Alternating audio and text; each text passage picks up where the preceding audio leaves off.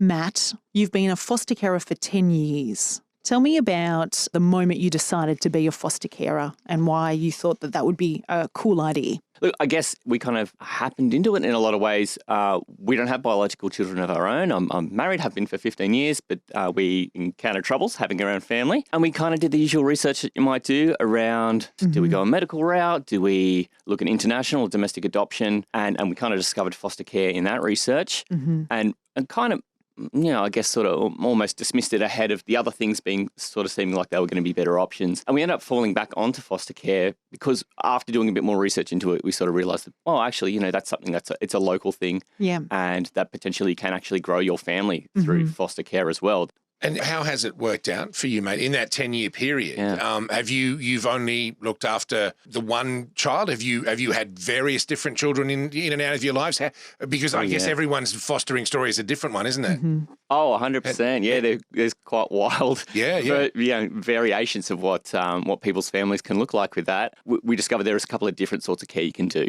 Okay. Everything from respite, where you might look after a child for smaller periods of time, like a weekend or a few hours a month, right through to much longer term and more permanent things. And we initially went into it doing the more respite sort of versions of things just to see how the system worked and see if it would be suitable for us. Yes. We got great support from the agency with that. And we did decide this is probably something that we could do in a longer term format. Wow. It's actually beautiful. It's actually so nice. And it's a terrific system for the kid. Yeah. Absolutely. And how has it impacted you and your partner? Over time, it's changed quite a bit. With the respite stuff, it was a bit more carouselish, I guess, with kids coming in and staying for a while. And now we've got two beautiful daughters in our home.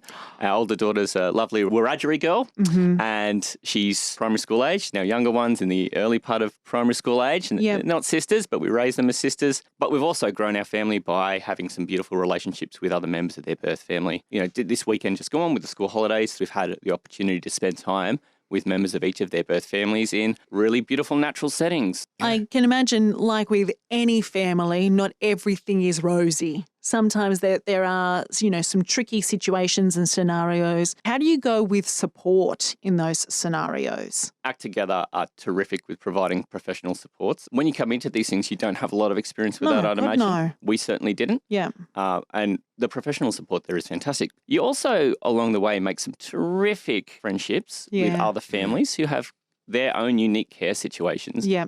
And you learn a lot from that. You're doing good, my friend. Oh, thank you Well very much. done. We've really been enriched by the whole process. And I think for anyone who's considering it, do it. acttogether.org.au is the website if you'd rather go down that road.